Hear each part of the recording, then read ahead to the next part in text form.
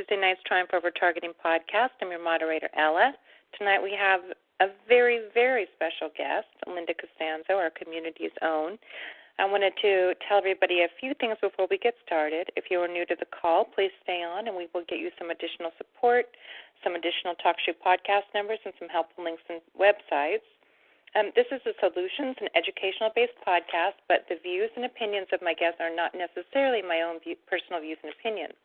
My goal is that everyone can gain something out of tonight, especially a feeling of empowerment. If you have any suggestions, comments, questions, especially if you are in need of some additional support, please don't hesitate to email me at tiangel2016@gmail.com. So now I'd like to take the opportunity to introduce you to our guest. Hi, Linda. Hi, Ella. How you doing? So I can know you hear that me? I can hear you well. Good. You sound great. Okay. Good. And so, you know, I know we had discussed having an interview, and then you were, prior to hitting record, you were telling me the situation, how you were kind of thought about not doing it. Do you want to go into it again? Because I just think it's such a great story. Sure. What you realized this morning. What I was frightened of doing this because I was feeling very inadequate and all those things that they like us to feel. And then that was last night. But this morning I woke up and I sent Ella a message at the very end of the night last night and said, I can't do this. You know, I can suggest other people, but I can't do this. And then this morning it was wild. First of all, there's no tinnitus today. So I don't know if that is relating to the fact that I felt much better this morning. I sort of think it does. But I woke up and thought, boy, we're a strong group. You know, we can survive. Why? Because we have been up against huge odds, and we have survived. And we are really working hard to get this straightened out, understand it, and get rid of it.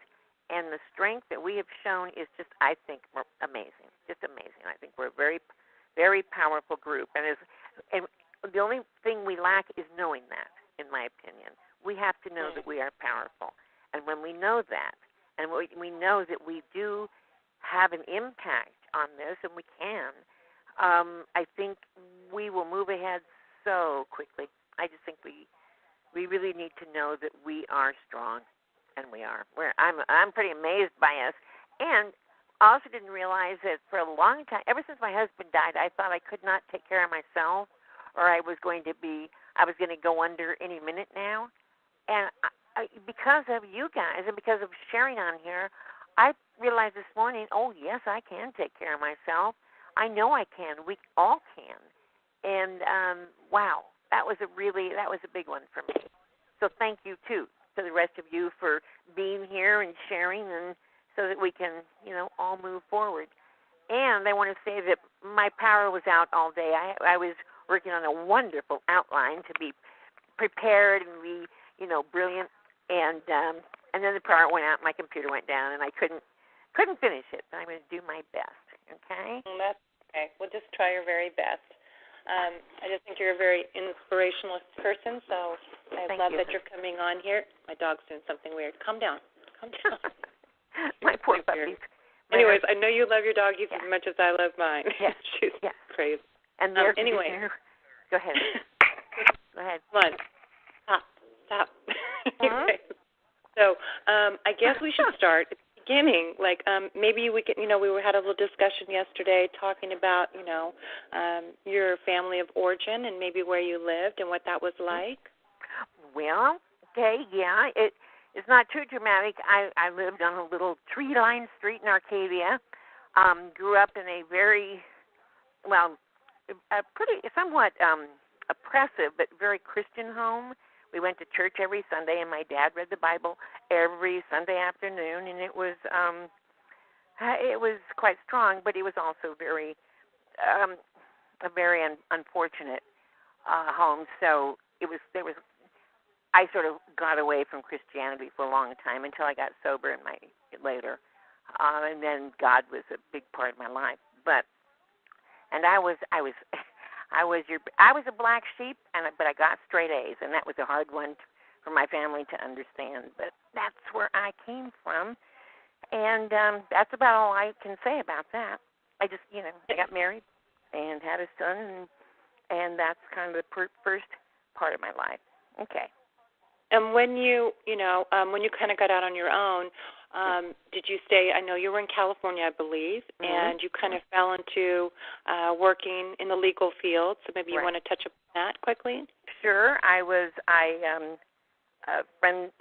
friend of mine had a friend that had a brother who was a lawyer in a firm downtown, and I was interviewed for the receptionist, and I got the job, and that turned into being a legal secretary, and that turned into being pretty much a paralegal. So I got into the legal field, and I liked it very much. I enjoyed it very much, and I really wish I'd gone back to school and become a lawyer, but I didn't.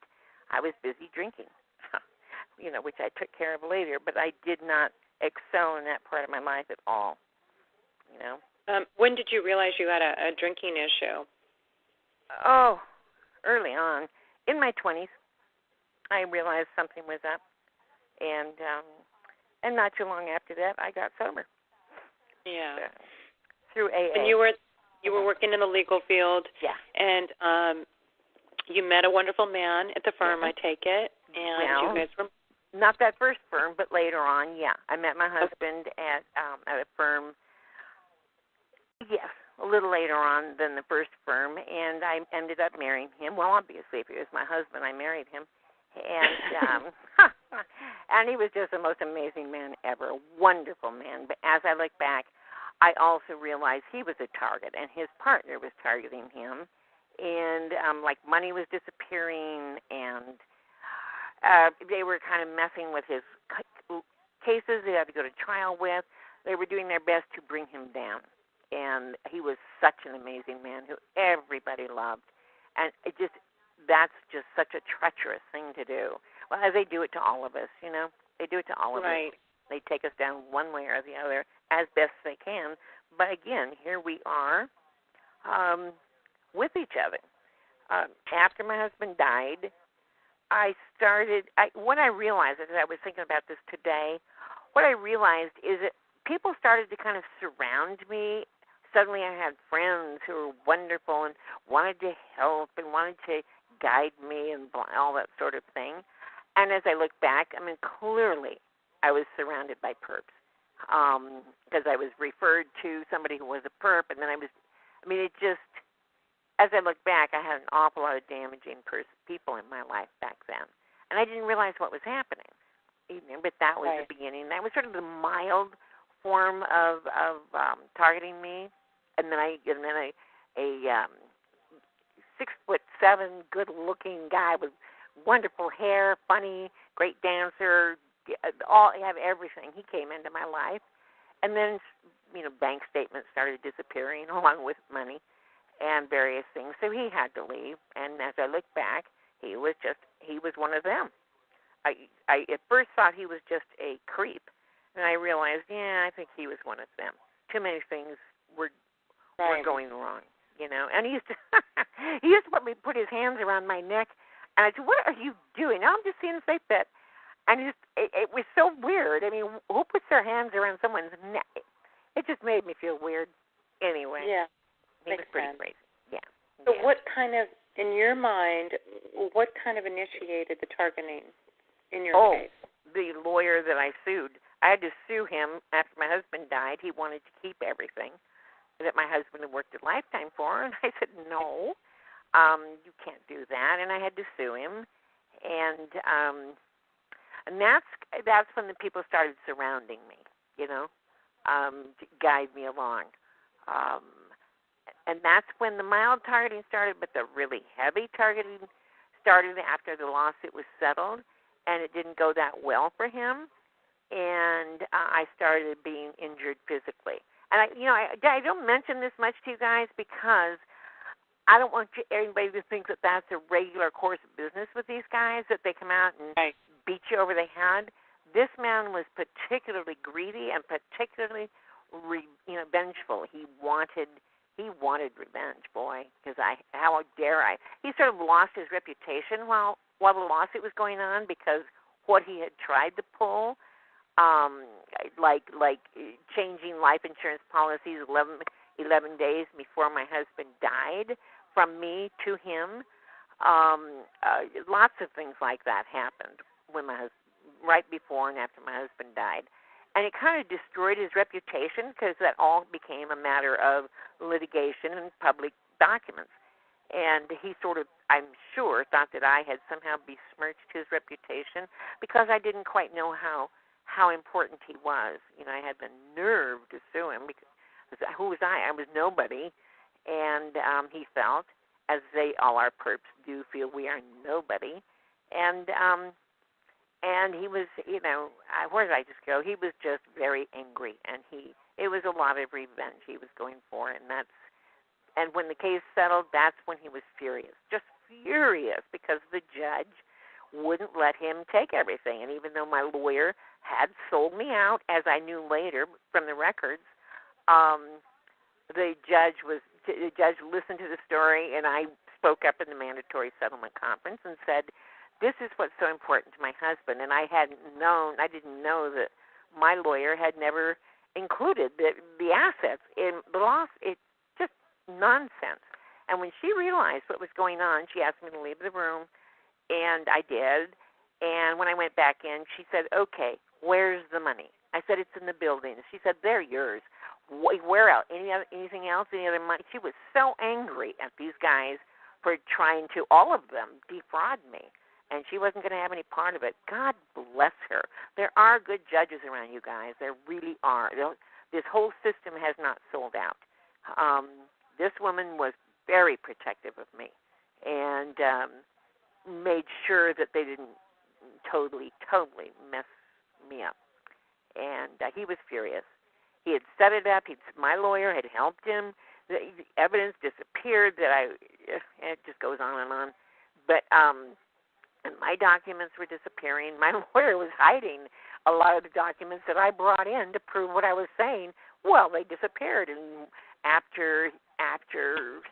later on, I found all those documents within the stuff that they shipped to me, and there they were. My own lawyer had hidden the proof, the facts from the case, and they really had set me up, and it didn't work. God bless that woman. Emily Elias is her name. She's a judge in the L.A. Central courts, and just God bless her. God bless her. But we don't always get screwed over by the courts. Not always. They a lot, and it happens too often. But hang in there. And something that I found too is know what you're up against. Get as much information as you can, and speak up. We have to speak up. Well, actually, before I go on, I'd tell you one thing. The water company is trying to tell me right now, is trying to tell me that I used $600 worth of water for the last billing period, which would mean something like 780,000 gallons of water in a certain period of time, which I don't do. But the interesting thing is they will say things to us. These perps, or people who cooperate with perps, will say things to us with a straight face and expect us to back away. Just expect us to buy it and back away because they think they can intimidate us. It's crazy. They will do, they say these things, as I said, with a straight face. And I'm now checking my own meter, and I can see where they're crazy. And they can't get away with it, and thank God. They were trying to get away with it, and they do a lot in this county. But we have to speak up, and do a lot of our own homework, because I'm checking my water meter every morning, writing it down, and what they've tried to get past me is insane. It's insane. Right. They claim that I used enough water to cover 4.5 acres of land with a foot of water. I live in a nice little home with a nice little yard. I just don't use that kind of water. So when I looked into it and studied it and figured out how many gallons are in a cubic square foot of water, it became very obvious how insane it is that they're trying to do. And I think that's what perps do to us. I think They try to, and they think they're going to get away with it. Okay. Okay. To go back a little bit, we were talking on the phone, and you took some pretty devastating blows, like physically. Yeah. I know that you were hit over the head, literally. Yeah, that's where I'm going right now. Injured your back. Maybe you can go into a little detail. Yeah, I absolutely. didn't realize until I spoke to you the severity of what you had experienced before. Well, and my serious targeting started, 6 months after that case settled. And the first time I got injured, I was hit over the head by an 18-foot cast iron light post that was actually being pushed towards me, according to a neighbor who saw the whole thing happen. The bolts had been taken out of the bottom so that it wasn't steady, and then these guys were a gentleman that later claimed he owned my property was one of the people that was pushing this light post at me. It hit me over the head, and I had 47 stitches in my head, and I had 2 fractured vertebrae from that.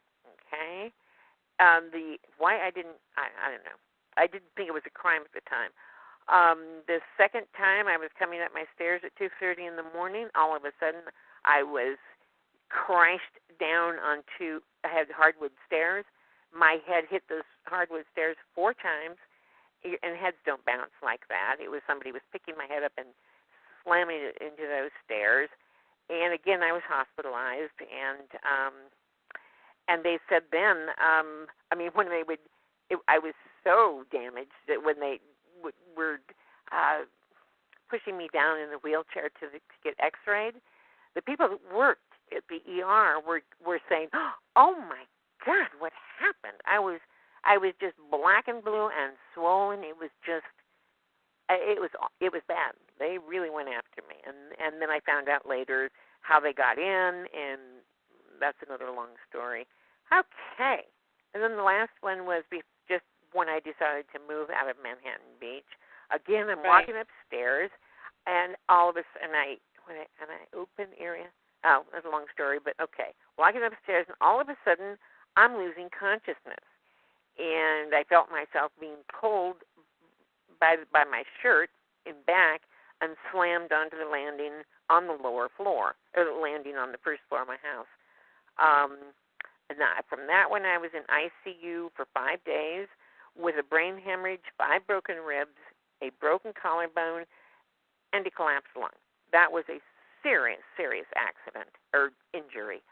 And the doctor wanted me to file a police report. And I told him, well, I didn't really remember it, so how could I do that? And he said, if I'd been hit as hard as you were, I wouldn't be able to remember it either. You were, really beaten. And but I couldn't remember it, and so I kind of let it go. And then somehow my sister arrived at the ICU. I don't know. Nobody knew her or knew her phone number, but there she was. And she talked me out of filing a police report because she told me that I would get the guy who was standing behind me in trouble. He had worked for me for a while, and she was concerned that I would get him in trouble. Later, with the help of James Lyko, I discovered that her husband writes software for DEWs, directed energy weapons, and was at that time he was forming a company that wanted to work with the Department of Defense. So he's one of the people that creates those weapons that attack us. And I think that has something to do with her turning on me. Okay. Do you want me to keep going? Well, to go back to you're having these horrible experiences, what were your friends and family saying to you? Were you trying to tell them what was going on? Had you already come across the word targeted individual at that point? No. I didn't find that word until 2.5 years ago. No, my sister was clearly, I was all of a sudden treating me, and she told me she thought I was delusional. Even after she knew about all these accidents, she felt that I just wasn't trying hard enough to improve my life, and that I was delusional. And that's why I was so relieved to find these calls, because I was hearing other people talking about similar experiences of, people taking their documents, stealing their money, and they tried to foreclose on my house in 2007. I saved that by a few days. I'm not delusional. That's what was happening. you know? Right.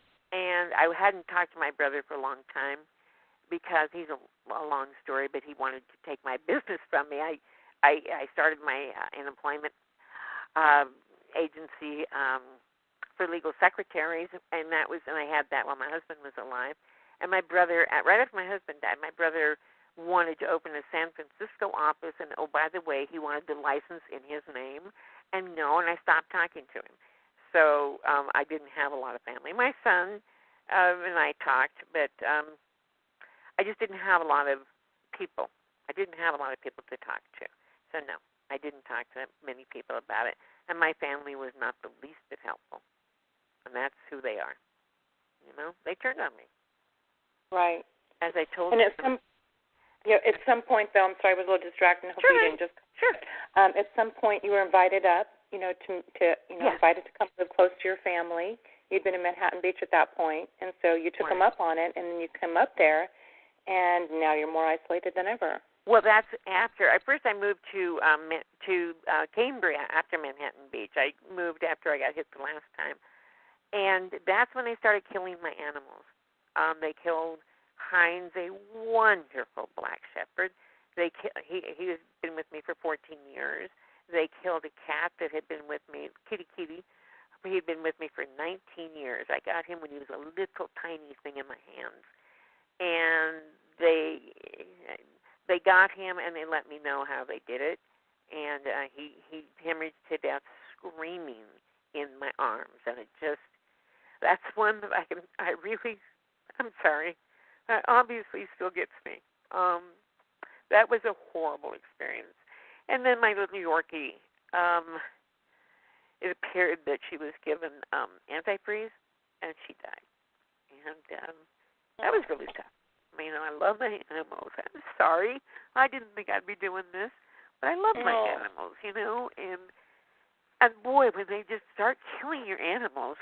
Anyway, when that kept going and I was, didn't know what to do, my sister-in-law called me and she said, come up here. We'll be with you. We're your friends. We'll be able to support you. We'll, back you up. We'll help protect you. And, oh, by the way, give me a set of keys so I can get into your house and your garage opener. And anyway, she said she sent my brother down to get the records that I really needed to help protect myself with, and he said, I'll help you move. I'll come and get those records, and I'll bring them back up here. Well, he did, but he never brought them to me. He took them to somebody else, and when I started saying, where are my records, they picked a fight with me, and I haven't heard from him since. And I am more isolated than I've ever been, and that's unfortunate. But you know what? We survive. We survive, and I've found a way to get through this. We all find a way to get through what we're dealing with, And I won't go into what my son did, but he unfortunately went to the other side, and I think more talked into going to the other side by his wife. And anyway, so I don't really have family anymore. Well, you have us. We're your family. Exactly. That's why I love this group so much. We are here for each other. We really, truly do care. And by the way, throughout all of this injuries and killing animals and all of that, they have taken a great deal of money from me. They have taken my documents. First the documents disappear and then the money disappears. And they've been doing that, since 93. So I walk around with a backpack full of documents, and it's too heavy to carry really anymore. But I stay home most of the time. I'm kind of homebound, and I don't plan on staying that way. I'm working at stopping that right now. And I talked to Kathy Meadows, and she is helping me get through all that. She's a very helpful woman. And she's also making her services available to other people as well, and she has very reasonable rates. And we put her on the website on the Freedom for Targeted Individuals site under support. Yeah, so I know she's one of the people that are offering help and for a reasonable amount of money, and I always appreciate when people are willing to provide services at a fair price. I think that's So how did you find out about the term targeted individual, and then how did you find the community in TalkShoe? Well, I knew I was being followed, Right. and that's I started looking up words or, things. I started Googling, I don't know, just needing information about, because I knew I was being followed, and I finally believed myself. And right. and I just started Googling, and somehow I came across FFCHS, and I read through that, and I thought, whoa, that's very cool. And then I saw the conferences, and I started going on the conference calls, and Shelley called me one day and said, she'd like to work with me, and wanted me to open a Friday night call, and I did.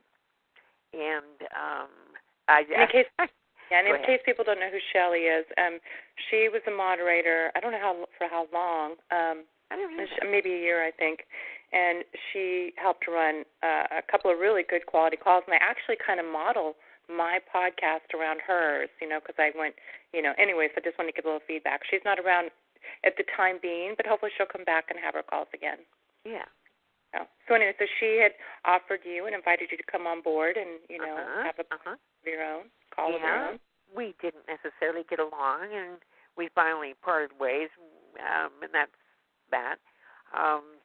But I stayed with the call, and I enjoy it because I like people to be happier. We need to keep our frequencies up so that they have more trouble shoving them down, and they do work at that, as we all know. And we just need to keep our frequencies higher, and I think enjoying each other is one way we can do that, and knowing that we have support is huge. And then talking to reasonable people, and like when I start feeling totally insane, I talk to Mike Mason, who brings me back down to reality. And I wish I could remember some of the things he's told me. It's just priceless to keep me kind of centered. In fact, it was Mike who said, if they had total control over our minds, then we wouldn't even be calling here because they wouldn't let us. And so we know we know we're still in charge. We just they just work us, but we aren't. All we have to do is not believe them. I think that helps anyway. And after I found the calls, and I heard a man named Dwight Magnum, who I still have tremendous respect for, because I've used what he has suggested, and it works. Those magnets, that works for me every time. When I feel like I'm being hit in a certain area, like I knew they were going after my knee, which totally disabled me, and I could barely walk there for a while, I started putting magnets in the area that I was getting hit, and son of a gun, it stopped. I could walk. It was just amazing how quickly that happened. I've used magnets in other areas where I knew I was being hit, or something, I don't know what it was. I don't know, it was microdust, whatever, that was under my skin that ended up in a straight line in my knuckle, and my finger would start to turn blue and swell when I was getting hit. So I knew something, whatever that little line in there was, and it happened right after I had dental surgery, so I don't know. But anyway, I wrapped magnets around it, and it deactivated it. I just think what Dwight says is really important. And grounding helps. It's helped me tremendously. And James Lyko suggested, and this works for me too, is a vinyl magnetic tape, or it's more like for coping, but it's thick. But you can stick it to yourself, and it's vinyl magnetic, and that works too. That takes the frequencies and scatters them, I think. And also, one thing I did one time, and I know it was working. I took a bunch of magnets and I just put them everywhere in my bedroom, behind the dresser, behind the nightstands, behind the big boy, behind the other bench that I've got over there, just everywhere. And when I went to look for them, they were all gone. And that told me that somebody did not want those magnets in here in my room because it dissipated the signal. It would make it not work as well. And they wouldn't have come in and gotten them had the magnets not worked. And as I mentioned on the calls, they are hitting my animals. And poor Daisy, she's a senior dog, and they've hit her very hard, and she can barely walk anymore. And she was a pretty sturdy, older but sturdy senior dog about a year ago, and they went after her starting about 8 months ago, and she can barely walk. And the cruelty of these people is just phenomenal. But I'm going to get her, I'm going to take care of her. I'm going to make sure she's comfortable. They can't beat us. They can't beat us. If we share if we share and we help each other and we give suggestions and we talk to each other, they cannot beat us. I absolutely believe that. If they could, I'd be dead by now. I've been through a lot of injury and targeting and a lot, and I'm alive. So here we are. Yeah, we are. Yeah. Maybe, how did your targeting progress, or has it been somewhat the same over the past few years? Up here, ever since I moved, since the injuries, no, it's progressed to some degree. They hit my head. They want me to have no hair, and that's annoying. I've been to dentists who I think one was injured very badly after he did some good work on me, and after he got injured, he started doing very bad work on me. So I've had some dentists mess with my teeth. I think that's part of the targeting. They get to them, I think. I don't think they get to every dentist and every doctor, but they can. They're a powerful group. They can, we just have to. I don't know quite how to solve that medical issue yet, but I will. It'll happen. And then again, my animals are being hurt, and I couldn't walk for a while because of the pain where I was getting hit. And they're still taking documents, and they've just gotten through taking a very large sum of money. And I'm going to find it. I'm going to find it. I'm going to do it. I've got enough information about it to be able to do that. It's just I got scared for a while, and every time I take a step forward, I seem to get hit. And you know what? That can't stop us. Got to take another step forward, and just shield yourself as best as possible. That means get a bunch of magnets and glue them to yourself. So, someone asked in the chat room, what size magnets and what type of? I don't I don't make that. I just get magnets. I just go onto Amazon and I find all kinds of different magnets. Yeah. Some of them with holes in them, so that I can sew them onto things. And who was it? It was Sandy in Florida.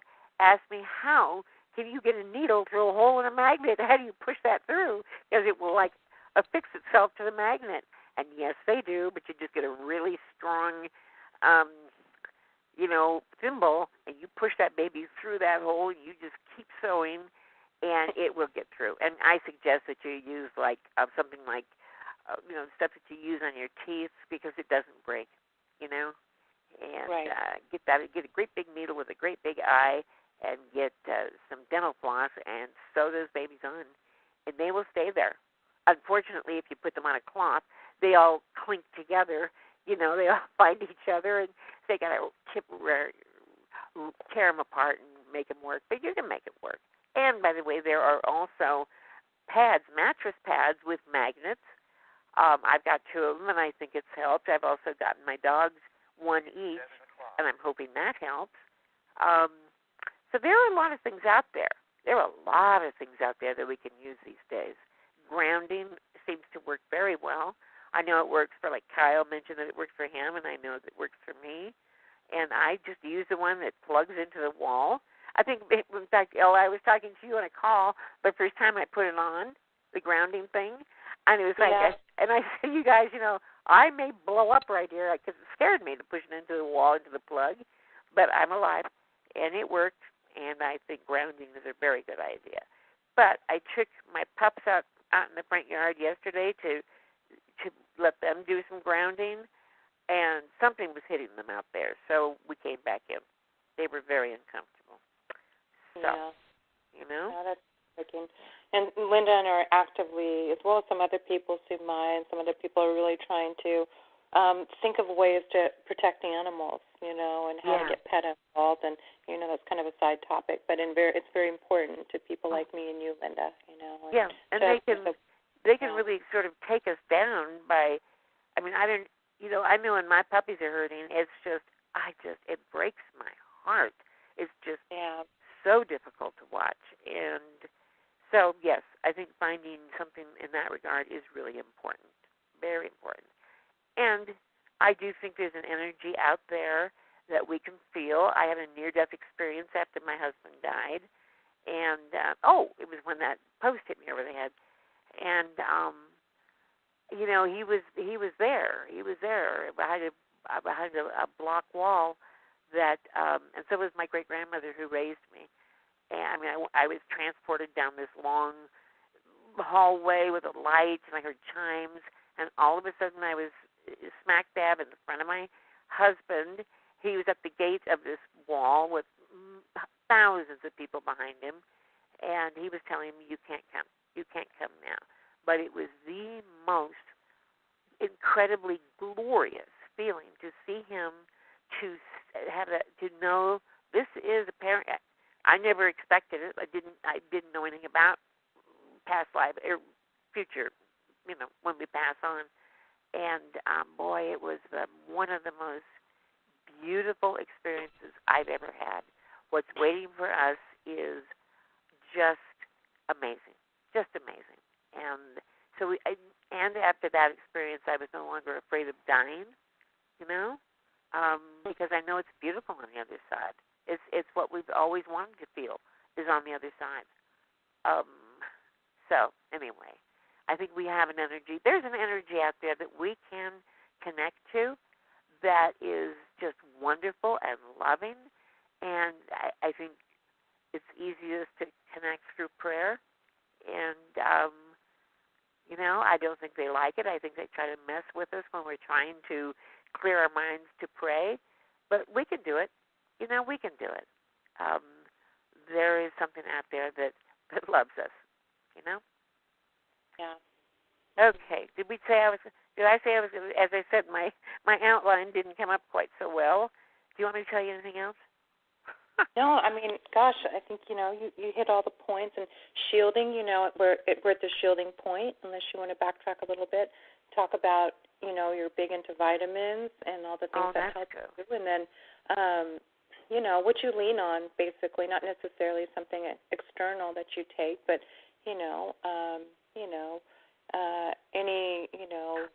anything that you read or what helps you. I know you're an active member in AA. You do steps, just various methods that have kind of helped you stay afloat. Well, I'll tell you, something that really kind of surprised me, because I have not been a Bible reader, but I was talking to Terry one night, and he said, I want my mom, because I told him there's some areas of my life that I'm still very ashamed of, and they keep raising their ugly little heads, and I hate feeling like that. I hate shame. Shame is just something we should never have to feel. And this is the most interesting thing. Terry got his mom on the phone, and we read a passage in the Bible together. And after that, the next morning I woke up, and that shame was gone. And it was specifically we did it to get rid of that shame for me, and I still can't find it. I think about the incident, and I just can't find any shame. I think there's something out there. I'm not going to say it's in the Bible, because I'm not a big Bible, although his mother sent me a Bible. God bless her. And so, and I'm reading that. That helps. But it's my go-to is kind of just between me and God, And, yes, AA, but not really up here. This is full of something that I talked with Kathy about, and we agreed that AA is full of perps, because it's such a good place to go find vulnerable people who they can manipulate. And I think the person that I connected with up here, well, I know she is. I know that, a few incidents, she perped me, unfortunately, and that's okay. I don't have to get all involved. It's just, it happened. And now I'm away from her, and I'm not as in AA as much, but I'm more on the calls. These calls have saved my life, and can't stop my puppies from being hurt, but I'll figure that out. And I agree. We were on a call last night, and this lady that was on came up and said, these pamphlets do nothing. It's going to do nothing for anybody. I don't know what she was more into the metaphysical, I think. Right. And rather than pamphlets. And the pamphlets are very powerful. I think what Terry's doing going forward is really very powerful, because the more people know, the more people are going to not like it, and the more they don't like it, the more we can tell our legislators and our representatives, do something about this, or we're not going to vote for you next time, And the more this spreads, the more powerful we become, and I think that's one of the great things that Terry's doing, I also think, this is for me, and I don't want anybody to get mad at me for saying this, but my concern is that if we get too going in different areas, I know that EMFs are not good for us, and I know we're swimming in them. However, what we're talking about is a concentrated form of EMFs, and that's causing injury and pain. And for me, I need to stay with this. I don't see myself being able to back down Verizon. I just don't. Yes, we should be upset about it, and we should complain about it. But for me, focusing on what we're actually being injured by directly and painfully, that's what matters to me. And I feel we need to stay. We don't want to dilute it with a lot of other issues that we can't control. Right. And even if we seem like we can't control this, we're getting there. We're getting there, I think so. Yeah, I think so. As long as we don't, spin out into too much other things to dilute it, I think we're going to be successful. We can win this, as Terry often tells us. We can win this, and we will. And it's a matter of continuing to investigate, to find out what's going on, educate ourselves, and stay up. Stay up. We don't have to let them take us down. They are not humans, and we are. Well, they're humans, but they are not worth our time. They are not worth. They have no right to bring us down, and we should not give them that power. As best we can, we should not give them that power. They don't deserve it. They don't deserve it. We're good people. We're very good people, in my opinion. Yes, I agree. And we have qualities that they only wish they could have, or they have qualities they don't even know that exist in a normal human being, and how rich those qualities are and how beautiful those qualities are to have. They don't even have them, and they don't even know what they're missing. We may be tortured, but at least we have feelings and empathy and depth and, determination and, to try to stop something so big, and that's what I see within this community. With I think a lot of us kind of glow with an energy that they don't understand, and that energy that we glow with is very powerful. It really does. It is powerful on behalf of ourselves, and other people are attracted to it. Because if they can, they'll try to take it from us. But they can't. Mm-hmm. We can't let them. That's our power, boy. And that glow that comes from somebody that's alive and eyes are, happy, and we just know they've got power. And that was my husband. Huge power. Everybody loved him, and he loved everybody. And it showed. And most of us really, I think, glow. We have a power, and we need to use that. We need to trust it, know we have that power, and not let them take it away with their negativity. Because they're full of it, They're full of it. Like this thing with the water today. Do they really think they're going to get away with telling me I use that much water?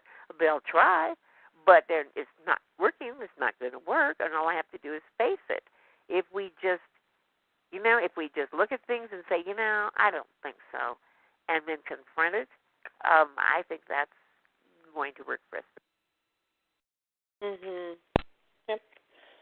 Well, Gosh, that was really great. And now it's time to open it up to the floor. Yeah, thank you. I really appreciated this interview very much. Thank you for coming on. I really appreciate it. So, okay, guys. So, if you have questions for Linda, go ahead and star 8.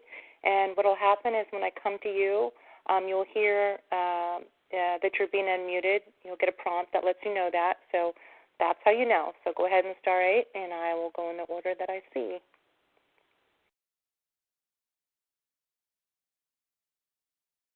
Let's see here. Here we go. Okay, Oregon, I'm unmuting you. Hi, Oregon. Linda. Hi, Linda. Hello? You have some background noise. How about now? Is there background noise now? Yeah, it's really loud. Wait a second. Let me see. Let me cut it down here. Sorry. Okay. A second.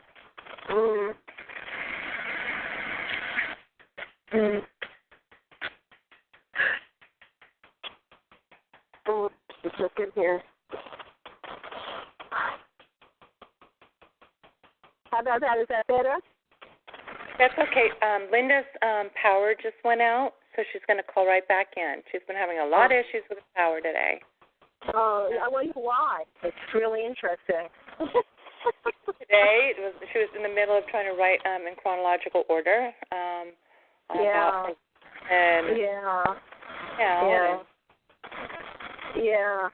Well, anything to disrupt and just to give you problems. It doesn't really matter. There's no common sense. There's no sensibility to it. Yeah. Doesn't really matter. I have a question for her when she gets back on. Go ahead and mute you. You'll have a little bit of background noise, and when she comes back on, I'll unmute you. Oh, okay. Her line always has a lot of noise. Okay, guys, we're just going to wait for Linda. She's tenacious. She'll find her way back on.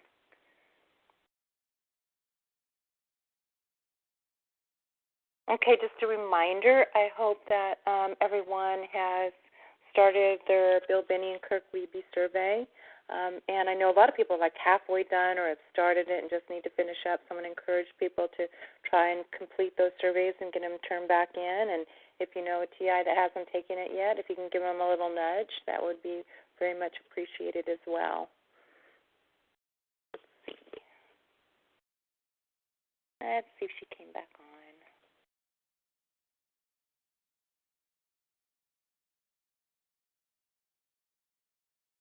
Okay, I'm going to unmute James.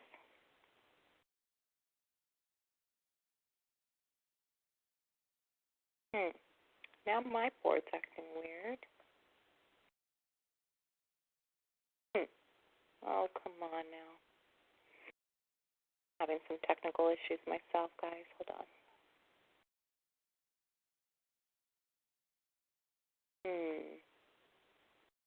I have a frozen board and she got disconnected.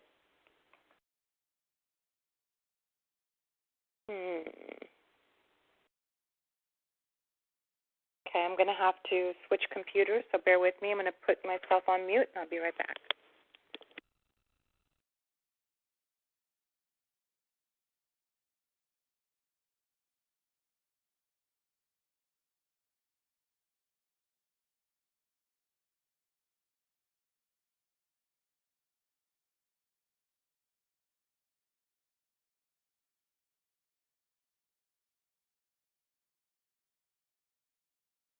Okay, guys, just trying to reload it here.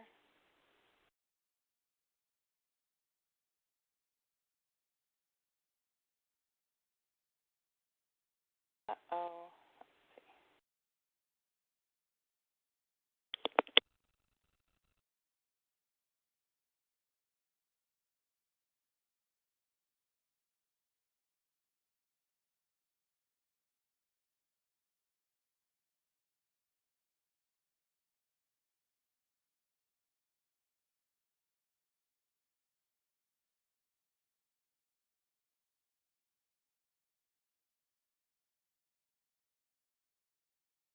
Okay, this computer's working.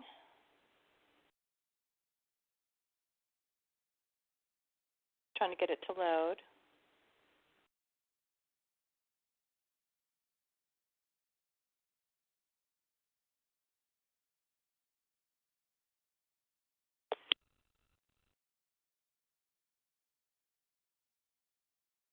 Okay, so I got my computer reloaded. I see Linda's on the line. Hi, Linda. Hi. I sound a little different. I'm on my landline phone. You know? Does my computer sound different? I had to switch computers. I don't think so. I think you sound fine. Sounds good to me. Yeah. Okay, good. Okay. Yeah. Okay.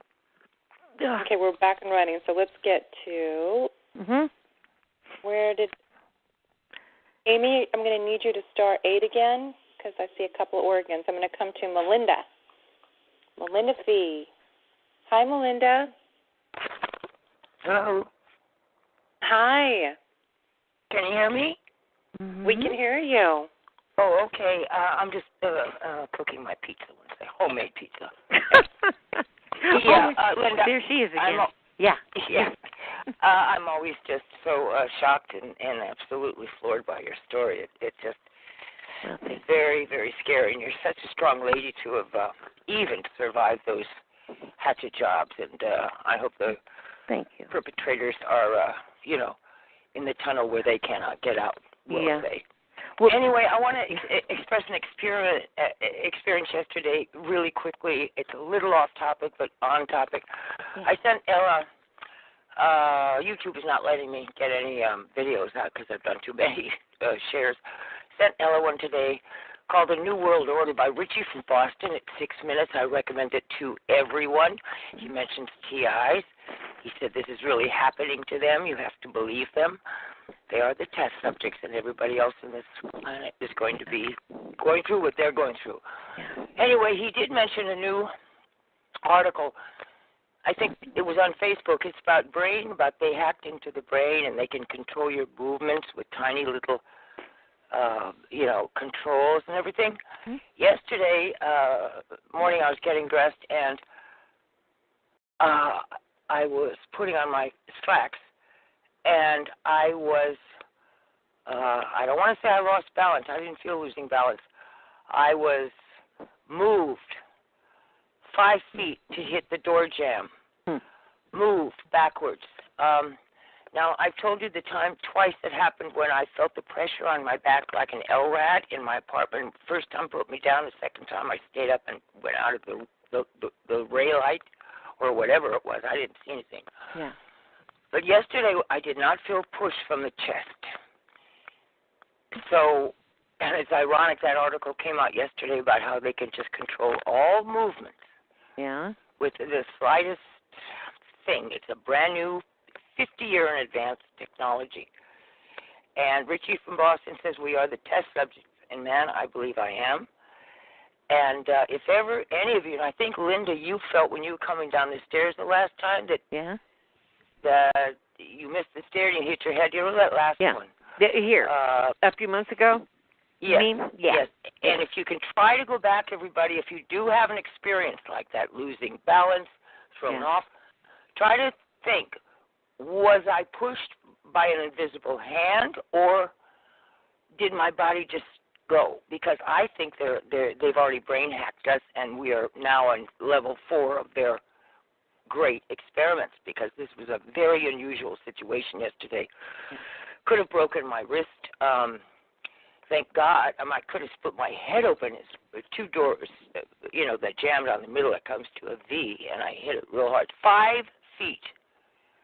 Yeah. And I don't lose balance. I get the balance back. I'm a skier. I'm a dancer. I know how to do it. No, this was something else, something totally different. Interesting.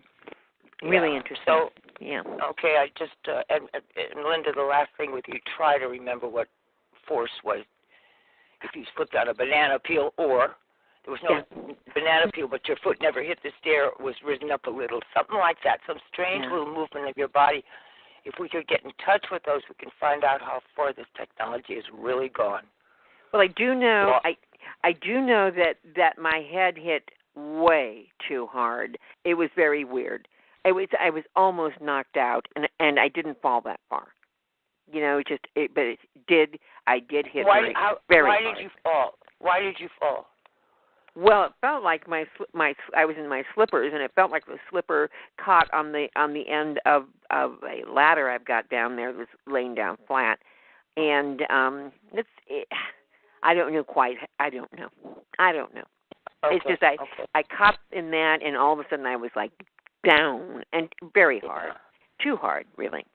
Okay. Well, time to time, go back to the moment. Try to think of all the senses. Was it warm? Was it cold? Did you have a robe on? And sometimes that'll bring you back to your body and say, because that happened to me when I figured out they opened my arms to drop something on my foot. Yeah. Took me 5 years. Yeah. So, okay. Okay. And good luck. Continue on. Yes. Thank you, Melinda. Okay, sweetie. Appreciate it. Okay, so I'm going to go ahead and mute you, and I'm going to come to Terry.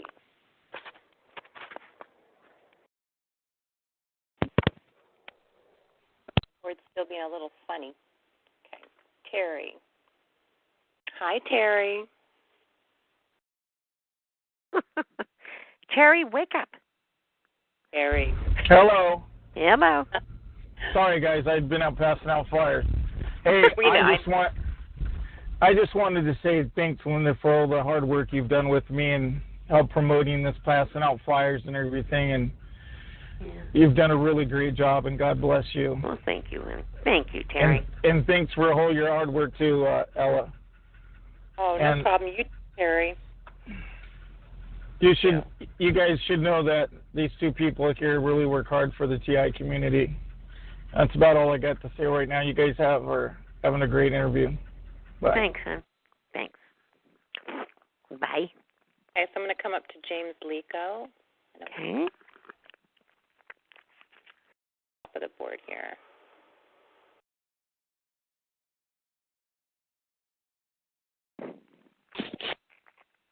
Hi, James. Oh, good Lord. Sorry, guys. My board's acting funny. Hi, James. Oh, I'm muted again. Someone knows. We can't know everything.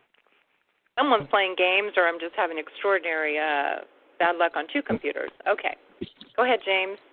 Yeah, hi. Hi, Linda. How are you doing? Hi, James. I'm okay. How are you doing? I'm doing okay. Yeah, I remember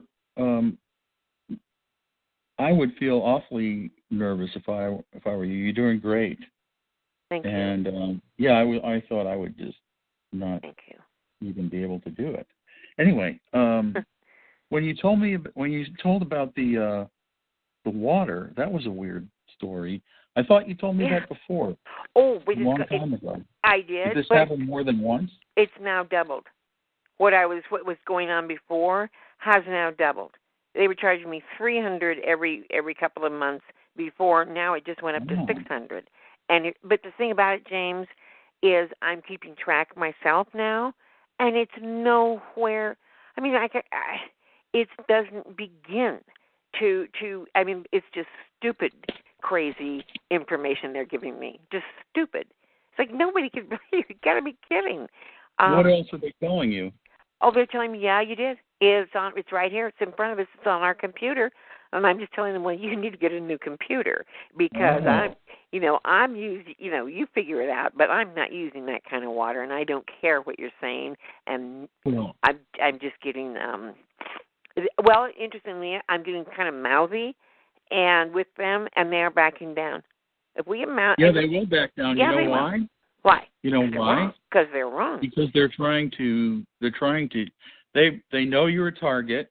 I'm just saying things that I believe. Yeah. That I, from like that seem logical.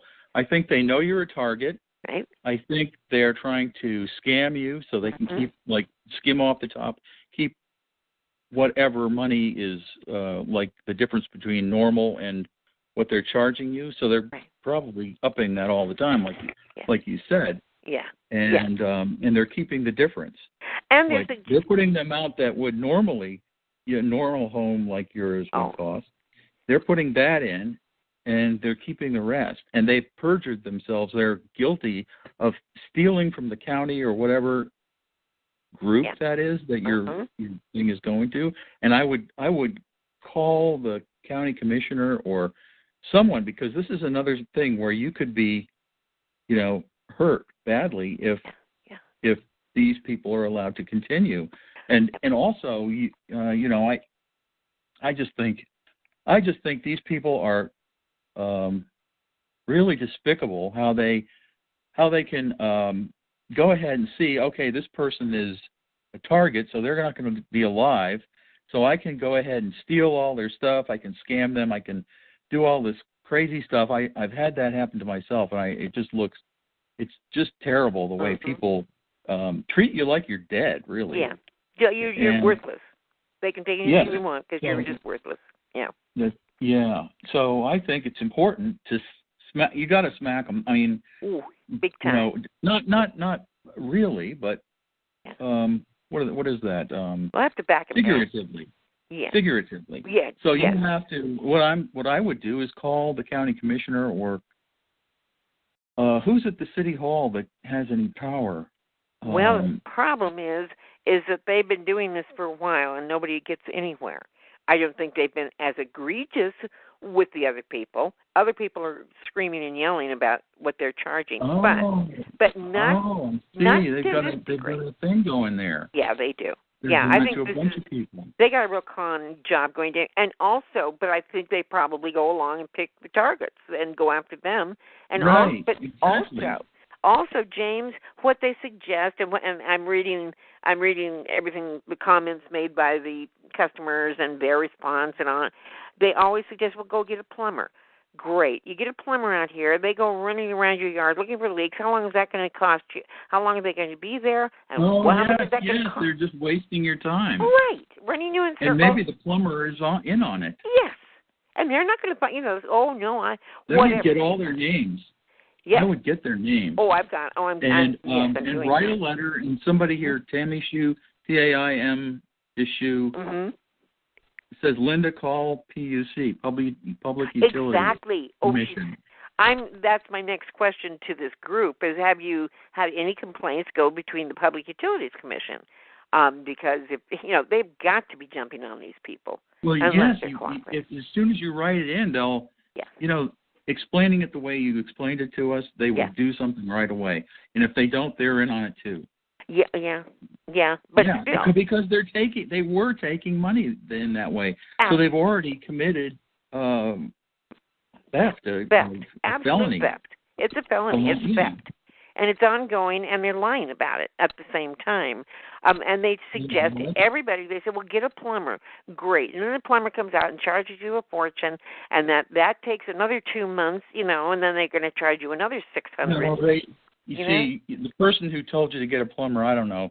I can't say, but if they charged you, what did they charge you? $500 before and $300. No, it's $300 last year and $600. They just called me to let me know that my water had spiked, and that I was now owing them $600 for 2 months of water. That's crazy. Oh, so it's $300 a month about. Yeah. Yeah. Okay. How long have you been paying that?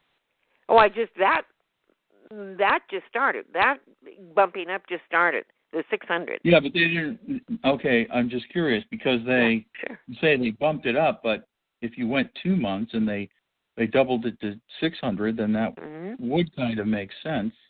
Well, if 300 makes sense, but 300 doesn't. James, they're saying James, they claim that I used 10,000 cubic feet of water in 10 days. 10,000. Wow. That's insane. That's like 7,800 gallons, and I looked it up, and it would cover 4.5 acres with a foot of water. I'm sorry, I do not use that kind of water, and that's been proven out by my going out and checking my meter. I'm checking my meter. What you can do is call up, have somebody else call the city of, what is it, Murphy's Borough or something like that. and call them and ask what it costs for per month do they sell you also garbage as well, or is it just water? Not garbage. No, garbage is a separate collection. That's expensive. Okay. Everything is very expensive up here. It's crazy expensive. Okay. Well, maybe somebody could call and just ask what it costs for a month of water, because they're a new customer and they want to find out what it costs. Well, I've looked. Doesn't seem like it would cost $300. No. I've looked at the average annual use in this county, and it's like 1/100th of what they're claiming for me. It's crazy, and it's because I'm targeted, and they got to them, and I'm sure it is. It's one more way they get to you, and they. Yes, that's right. They do get to people, Linda. They do get to people, but when they commit crimes, then you get to them. Then you have to slam them. Yep. And throw the book at them and keep going until they're convicted, because this is the way it will end if we fight back, and we need to. Exactly. Okay, I'm doing. Thank you. Thank you, James. Appreciate it. And thank you for helping me look up my brother-in-law, too, at Strategist. When we were on the phone and you helped me look up what we went and looked, and he writes software for dues, And right. Before I forget, things are happening because of that, and I'm wondering if maybe they're listening and saying, "Oh, they're talking about us," and they're getting worried, and they might harm you again. So I would be very careful. Yeah, thank you, and yes, I will be. Yes, I am being very careful, and thank you. Okay. I did. I know you said, "Whoa, you might not want to do that." When I wrote him and asked him, since he knows all about this energy and these frequencies, maybe he could suggest what I could use for shielding. And I wrote him 3 different times, and not a word from him. Yeah. He would know. If anybody would know, it's him. He worked for the DOD, and he created the dues that were used in Iraq. So we know he knows what this is about. Right. He's a murderer, so we won't. Yeah. Exactly. Thanks, James. I appreciate that. Sure. Okay. Oh, my. My computer's coming back up. The power is on again for now. Good. That's nice to have. Lord knows you pay your utility bill. So. God, no. Exactly. Yeah, and you'd think I'd get you think I'd get it all the time. Sorry, I sound like I'm spitting into the phone, but I'm not used to this phone. Okay, again, I'm going to come back to Amy. Okay.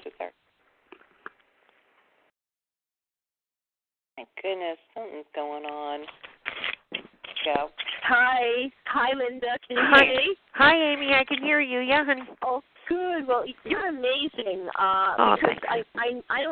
I don't think you said the whole thing, but I know you were you had a TB traumatic brain injury from getting hit. Yeah. And that is stunning to me. I mean, and you are so intact, meaning coherent and so upbeat and vivacious and a great moderator, and you've been through hell and back, and so it strengthened you. I just know it, all that hardship has strengthened you. Yeah. That bully lawyer, ex-partner of your late husband, he's really a criminal. I mean, they say sometimes criminals go into law. Well, he's a perfect model of that. Yeah. And wow. And so I'm really happy that you're fighting a good fight and that you have security in your home to protect you. And these criminal networks can't get everything. They're not perfect. I mean, so I know by you being so cautious and taking the very best care of yourself that you are really shielding yourself in different ways, Linda.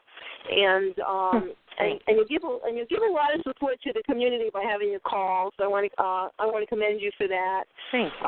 And you're consistent. You're every week, and you're dedicated, and takes a lot of energy. And you sure have a lot of energy. And I'm really glad you're putting it into your call. I don't know of a lot of other better ways that you can do it. There are other ways, of course, but this is one of the better ways where you could channel your energy is by putting it into the community, and because you have a radio personality, Well, thank you. I used to drive my mother nuts with this personality. And it's kind of like a radio show, It's kind of like a radio show. Well, thank you, sweetie. I want us all to know that we've got this strength, boy. We really do, and we are. We do. Yeah. We do. We're the mighty ones. Really. And Linda, I think I mentioned it to you, but I had a water problem too when I first moved into my place. It was like it was a home welcoming. I'm being sarcastic present to me, but my water bill was also like outrageous, like 100 times more than it should have been. And that was the first, I think, the first blow to me. That was the first targeting episode. Was the water bill? It was like $600, and I realized I was paying for the builder. I was paying for the builder because it was a brand new building, never lived in, and that's what I was doing. It was his use that I was paying for. And I called them up on the phone, and they were like, duh, of course. Yeah. And finally, I think they did reduce it. I don't know if it was fair enough. I don't think they did what they didn't do the right thing, but at least it was less than what it was bloated. It was so bloated. It was less than what the bill said it was. And I also had a lot of problems with electricity bills, also inflated electricity bills. And, that's what these criminals do. They mess with the utility bills, and that's one of the ways to target you and to upset you and to try. And the intent is always to get you weaker. But in actuality, I think we get stronger from these hits, so to speak. Oh, I do too. We get stronger. Yeah, I think we do too. Stronger. Yeah. And so actually, it's I look at it like it's training for whatever's going to come. I don't know what's going to come. We don't know, but I have to tell you, Amy, I think we are being strengthened for some. I think we don't know how beautiful it's going to be and what the rewards that we're going to find. I do think that there's something going on that this makes no sense just on its own. Bottom line is, I think we're being strengthened for something. I think there's going to be a reward at the end of this line.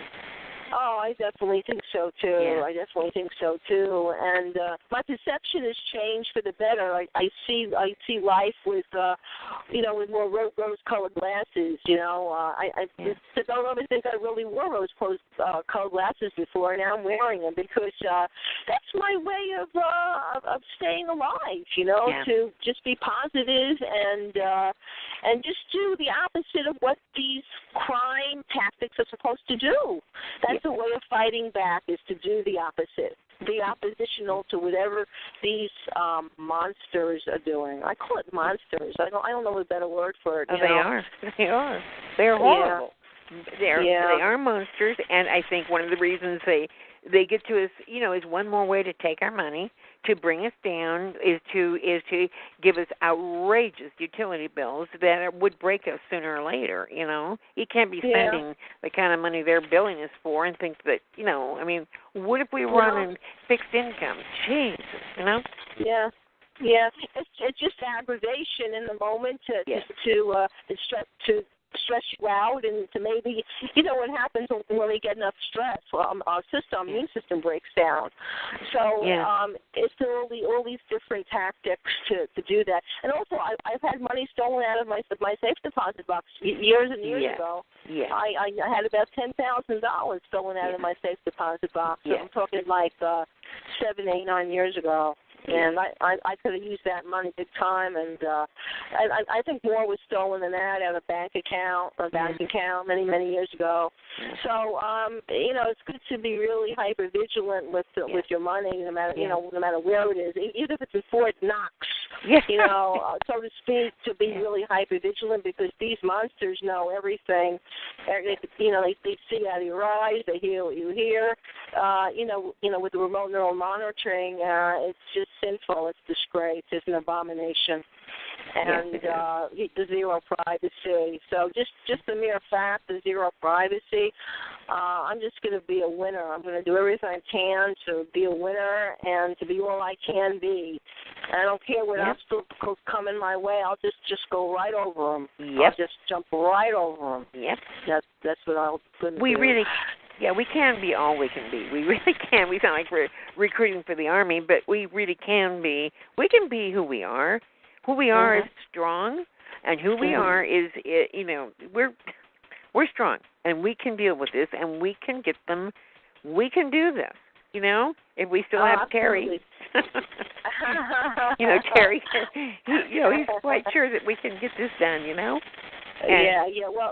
I'll tell you one thing. Handing out flyers keeps the perps away because the ladder higher up from the street level perps, they don't want these street level perps to know what's going on. They just tell them, they just malign it. They say that we're bad people. That's all they know, and they don't really know much of anything else that's going on. I don't think. Yeah. So I don't want them around, people handing out flyers. Oh, no. I definitely don't want them around. No. Yeah. They certainly don't. And just a minute, I got to get on my other phone. Hopefully it's working because of course, Daisy has to go out. Hold on 1 second. I got to get my... Hold on, you guys. This way. Can you hear me? Oh, cool. Yeah. Okay, Linda. Well, thank you so much for being on the call tonight as a guest, and I'll see you on Friday. Good, hon. Okay. Nice to talk to you. Okay. Bye. By the way, you guys, I want you to know Dave Case has a new CD out, and he sent it to me. And unfortunately, I never can keep a CD player, but he's going to help me figure out how to put all this onto. And Amy offered too. And to help me get that CD onto a small, something or other, and so I can play it. Hold it, just a minute. Something's going on with my. Great, they just messed with my. Just a minute. Great. Good. Okay. Sorry, they messed. Ella, am I still there? Are you there, hon?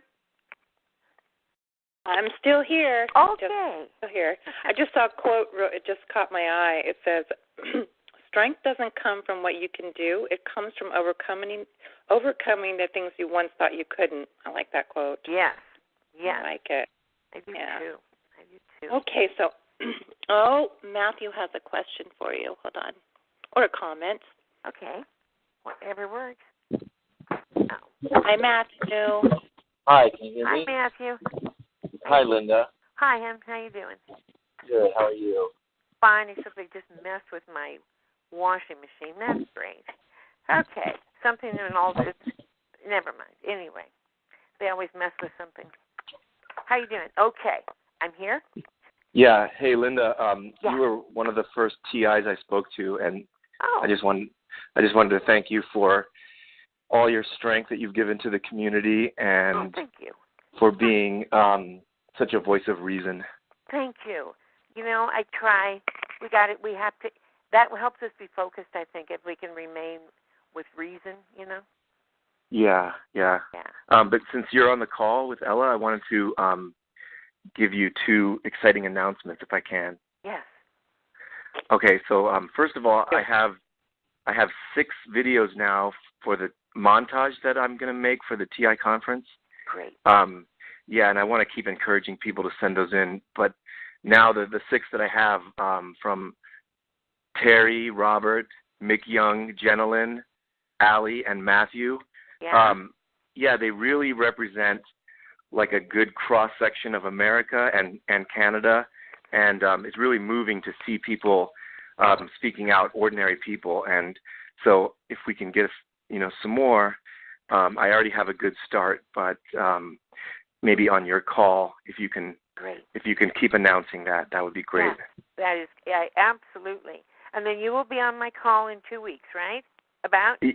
A week from Friday. A week from Friday, right. Okay, good. Yeah. Well, we get to listen to Matthew and his logic.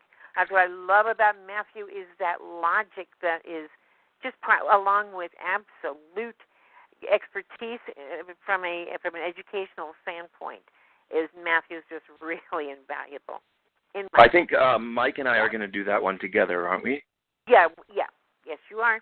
I hope. Yes, you are, because you're both very logical, and you've both been, Mike's through experience, been very educated in all of this, and I always appreciate him. Yes. Yeah, I'm looking forward to that discussion. Another exciting announcement that I have is that my brother-in-law, who was on Ella's call, who works in mental health care, he has an outpatient mental health clinic, and he's pretty well connected with people in that realm in the Washington, D.C. area. He's gotten really interested in this, and he has interns that work at his clinic. These are graduate students in social work, and they do projects. They intern there, and they basically, do that as a learning experience, and sometimes they turn it into research projects. And he wants me to present about the targeting phenomenon to a psychiatrist and 10 interns, and hopefully one or more of the interns will do their project on as like a study from their perspective on what's going on with all these people claiming allegations of targeting from a kind of an objective sociological standpoint. So that's really exciting too. It's cool. Yeah, it's not like my goal won't be to. I mean, I will definitely present my story and our case, but my goal won't be so much to convince them of the existence or the reality of all the details. That is my personal goal, but my goal just as a start will be to convince them that there's clearly something going on that should be studied from an academic standpoint, because so many people are making these claims. And I think I don't think in the psychological or sociological literature, I don't think there's even one single peer-reviewed study on targeted individuals, which is really a shame. Yeah. And I'll just tell you one tidbit is that New York Times piece that we all found so offensive. Yeah. They cited some psychologists who did a study, but if you actually look, that was poor journalism, because if you look and you try to find that study, there is no study. Whoa. So the journalist was like citing this research, but that research was not ever published as peer-reviewed study. So but yet they portrayed it as some kind of an academic study. Wow. So, yeah. Wow. That's really interesting. Wow. Well, she interviewed some people. She interviewed Hall, I think, and did not put anything in the study about him. Also Duncan, I think. I'm not sure, but she interviewed enough people to know that what she was saying was not true, and that was talk about bad journalism. Yeah, and the bad journalism was also that for the opposing side, saying that this was basically, I think the conclusion was that this was some kind of shared delusion, or basically an echo chamber where people with mental health problems were feeding off of these allegations. That was presented as if it were like a conclusive scientific finding, that these psychiatrists went out and looked at all these web pages and assessed them and found that they were all, exhibited signs of delusion. That was presented as if it was an academic study, but it wasn't. That wasn't true. Wow. Yeah. Don't you love it? No wonder we we have so much trouble. You know, we don't have a lot of people that help us, do we? You know, but we'll get there. We can change it. We can change that. Yeah, we can. We can. You know, we've got you, which, you know, with all your logic and your education, which is just a marvelous combination, I think. And you know, and you're down to earth logical. And God bless you. That's what we need. I don't pretend to have the answers, because these are complicated things, but I just like to take that approach that what you say and what you present can be that bottom up approach, where you start with the science, what science is known, and then at least when you take that approach, you don't get all the answers. You don't get all the way to the answers from that approach, which we all want. We want these complicated answers, but you get most of the way there, and then everything that you've said is defensible. And even if someone doesn't understand the science, you've taken an approach where everything you say won't come back to turn out to be false. You know, you build a story up that's all based on known research, right? Or right. known publications and stuff like that. Right, and then you present facts that are totally backed up and real, and there's reality there, and that's really important to present to the outside world, I think. You know. Yeah. Well, one more thing is I inspired by Terry, I just went to Mexico, and I wore my neon targeted individual shirt in the airport and on the plane. Neon, I love it. Yeah. Yeah, I wore it on the plane, and then I went through Mexican customs wearing it. Yeah. And I was a little bit nervous, because I was like, okay, are they gonna use this as justification for kicking me off the plane or whatever? Yeah. But yeah, a woman on the plane goes, so why are you? What does it mean that you're targeted? So it was funny. It was the first time that a random stranger asked me, and I gave her my answer, and she was like, "Whoa!" Really? And a lot of people. I like to wear my targeted individual shirt where there's large crowds of people. And when I was waiting in line to go through customs in Mexico, a lot of people were like whispering and looking at my shirt and stuff. It was pretty good. I love it. I love it. Well, obviously, if it's neon, I think that's great. You're going to show up, boy. That's beautiful. Bless your heart. Yeah. Yeah, and it's like Terry said. You know, actually, you know, I got most of the people that are looking at it. You know, they're curious, and it doesn't get you into trouble wearing it. You know, the Mexican customs people were perfectly respectful towards me. Yeah. Yeah. Well, good. Well, it shouldn't get us in trouble in this. You know, I mean, why it shouldn't? It will with the people that don't want us to talk about it, but too bad. You know? Right. Too bad. Right. Freedom of speech is still on our side. Yes. It absolutely is, and we get, even though they'll try to punish us for it, you know, it is what it is. We can do this. Freedom of speech is still on our side. Yes. You know. Good. Okay. Well, thanks a lot. I'll just you, listen man. in. Thank you. All right. Bye. Thanks, Beth. Thank you. Okay. Oh, it's being so laggy. Hold on. Your computer? Is it giving you a hard time? Now I can't mute or unmute anybody. Hold on. Yeah, they do that to me too. Matthew, do you want to talk a little more? Just kidding. It's finally muted. It took like 30 seconds. That was interesting. I'm going to come to North Florida. Give me 30 seconds for it to unmute. Oh, it only took. Okay, go for it. Hi, Florida. Hi. Oh, gosh. Hi, Ella. Hi, Linda. Hi. How you doing? This is Sandra. I just wanted to actually thank Linda because I have only been on her call a few times, and I just generally listen. But I know she's in it and she's on it, as is Ella. So I want to thank both of you all for your time and for what you do. It's just important and invaluable. Thank you. You're welcome. And also, I just wanted to touch upon a couple of things, and this is to actually Matthew, because I am not sure that I will be able to make the event in October.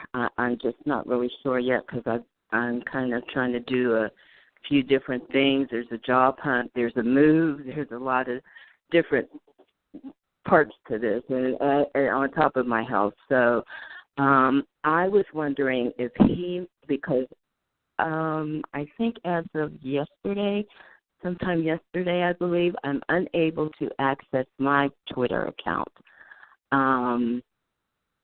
because I had them sending me a code by text, and so I can't get, or I'll say I'm getting selective text. I'll put it that way at this point in time.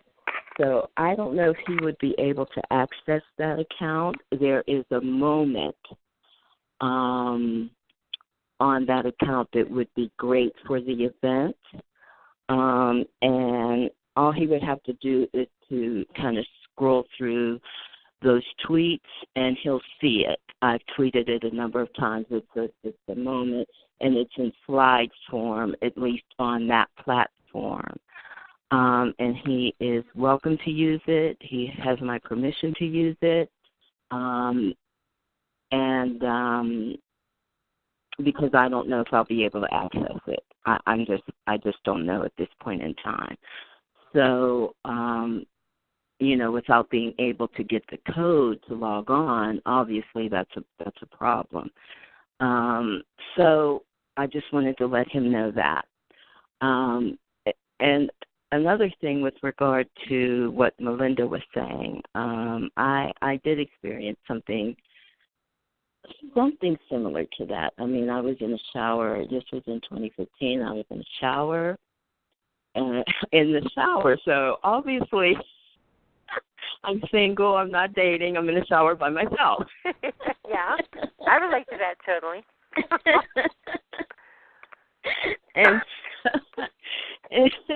and so all of a sudden I actually just felt this. It felt like a steel beam coming down on the left side of my left shoulder.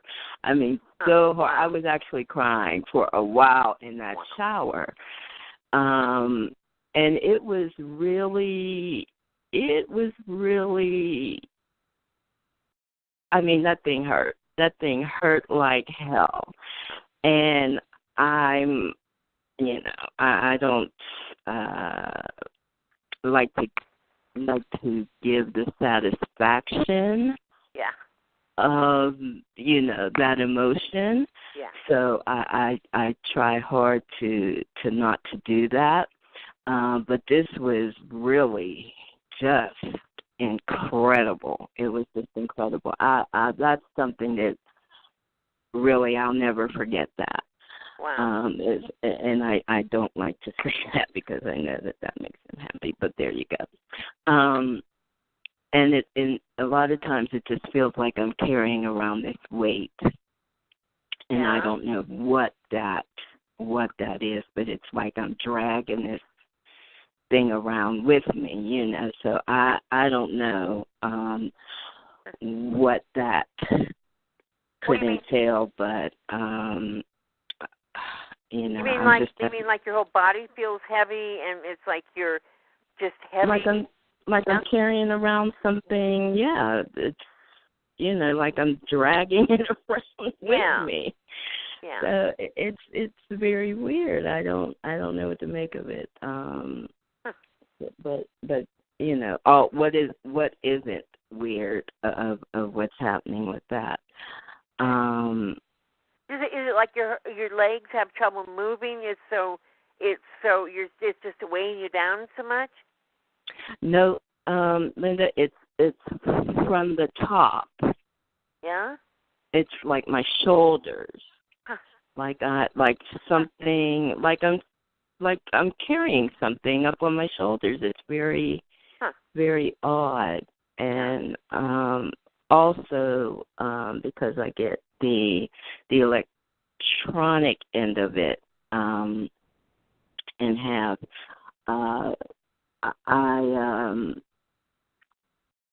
I've noticed that my body temperature doesn't really regulate itself as it should be. Yeah. So I feel like I'm at that point of the of whatever's going on here.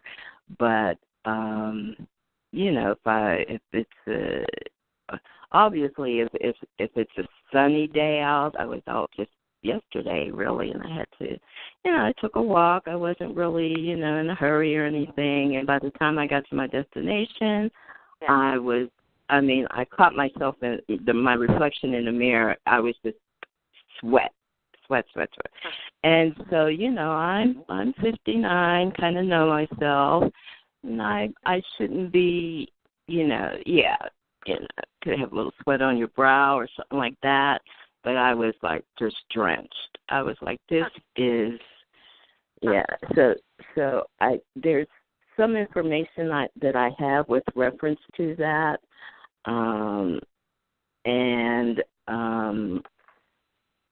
although I've had to undergo a lot of medical testing recently with regard to having CT scans and things done. This is not relatable to that. This is, I feel, is relatable to what's been happening all along. And then you have the water, Linda. Yeah. I have the electronics. Well, I got everything's been breaking down. Air conditioners, phones, you name it. And you mentioned you can't keep a CD. The one thing I will say about that is I don't have a television, but I had a DVD player. So I'm rewatching The Wire because I kind of missed the last couple of seasons of it or whatnot. So I put the CD in, and I'm watching it, and then I had something else I was watching, so I put whatever else I was watching in. And you know how you'll get the message if there's no disc in the player, it says no disc. Right. My message says that said now? incorrect disc. Huh. That's happening now? It says no disc? No. If you just try to, if you turn on your DVD player and there's not a disc in there, you'll get a message like no disc. Duh, there's no disc in there. I can't work without the disc. And my message was incorrect disc. Huh. Yeah. That's interesting. Which just let me know that. Yeah. Pardon me? I said, what, is it judging your disc? Incorrect disc? Yeah, apparently. Or apparently it was one that they didn't want to watch because they were very interested in watching The Wire. Huh. Wow. But it kind of, it let me know that they use the, the search function on a television, because it has the keyboard, the alphabet, the numbers, the blah, blah, blah, blah, blah. So they can use the search function on there to put out whatever message they want. Right. So I learned that much from that little episode.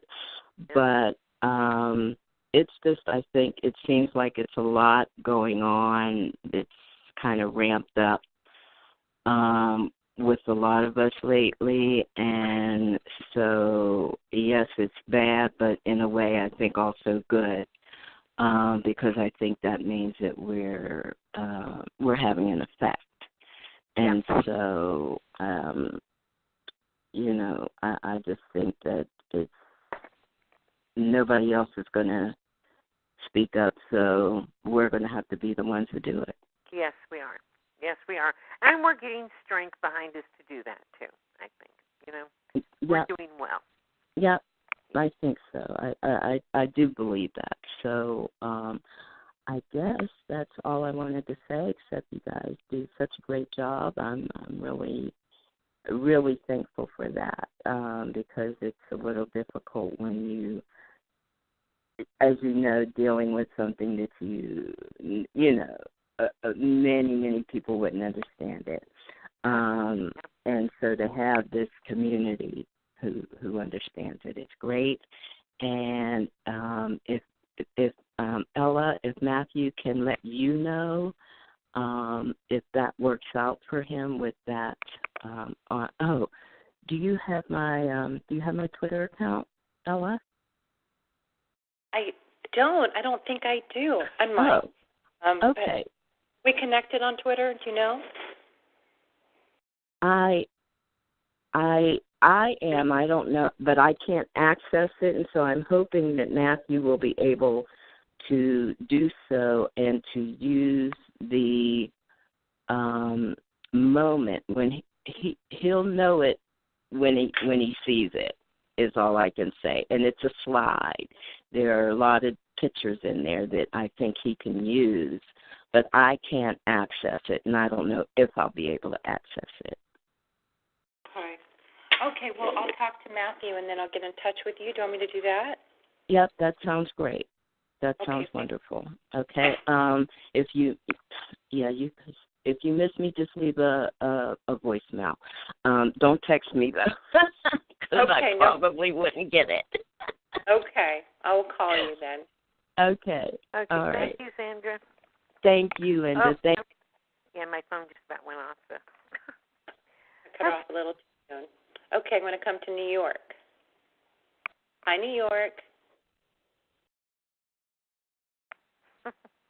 Is New York unmuted? Yeah, they're unmuted, but I don't know. Just giving them a second if it was their handset. I'll go to Florida then. New York, you can just star 8, and I will unmute you whenever you're aware. Hi, Florida. Hi, Linda. It's Adrienne. Hi, Adrienne. How are you? I'm fine. I just wanted to let you know you did great tonight. Oh, thank you. Oh man, I was so nervous, and everything went haywire today with the power out. Now my washing machine is all screwed up. Great. But I mean, everything was just crazy today. Thank you, Adrienne. I appreciate that. Yeah, and I'm glad that you told your story because I've heard like bits and pieces of it, but you told it in order, so it makes a lot of sense. Because so I thought that was really, really good. Well, thank you. Thank you. I was trying to make an outline today, but everything went down on me. So I was like, I just got to kind of wing it here. Well, you, Ella, and Mike are my shining stars. So thank you so much for all you do, all three of you. Thank you. You know I love you, and thank you. All right, take care. Mm-hmm. Okay, you too. Bye. Bye. Okay. I'm on my third computer, but it's working much better on this.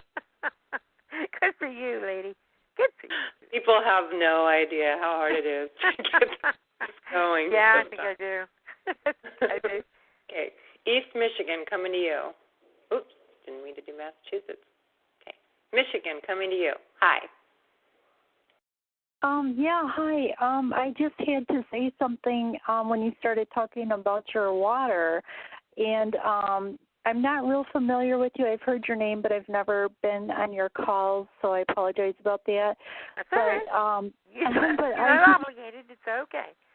Right. I was doing some experimentation here and looking at my water meter, which is inside of, there's a piece inside and a piece outside of the house, and I really started noticing how super fast the needle was going around in circles on it, and I know that it was way faster than it should be. And that's probably how they're overbilling people, is because somehow they are doing this, and I believe it's all electromagnetically related. I know it's true. I know that's what they're doing. I did enough experimentation that I actually brought the smart grid down in the house. Huh. So, and then I did some more stuff. I don't even remember exactly what I did. I did something, and I felt a blast, and it almost knocked me over. And this is some kind of blast energy that I think they're experimenting with, and I think they're utilizing a weaponry with it, because I saw some documentation on blast energy. So I don't know if that's what some of us are feeling or what, because I've had falls too, weird falls, and I don't know if it was somebody that was cloaked, that was like tripping me up or what, but it's either one of the two, I believe, or whatever else they're doing, with trying to control our body and stuff like that. I've had things happen, and this was like so many years ago. It's incredible, before I even, realized anything at all about targeting, where all of a sudden I'd be walking straight, and then I'd start walking on an angle and bump into a wall. I couldn't control my gait. It was weird. So anyway, I just wanted to touch on that and tell you that it's probably that. And I really think if we put our minds to it, there are ways, to overcome this grid. Like I said, I did put it down. I don't want to say too much right now, because, I'm still being targeted. They did break in. I was going to videotape everything. They broke in yet again, stole my evidence yet again. So I'm just kind of trying to feel it out right now. I also recently went to a public hearing regarding a case with something else that I'm dealing with, and really gave the public and the city council, the council there, just an earful, and told these people right out that I was a targeted individual. And I said some stuff that I know a lot of people had never heard of before. They just were not even fazed by it, mainly the public and some of the people on the council. And but there were a few people, and I could just tell by reading their, body language and such, that somebody knew some stuff. Yeah. And so I said some pretty harsh words, and I just had to for my personal case. I had to get it out there. It's public now. It's recorded. And, I referenced the Attorney General, the U.S. Attorney General, and Trump. And, I went big with this and more.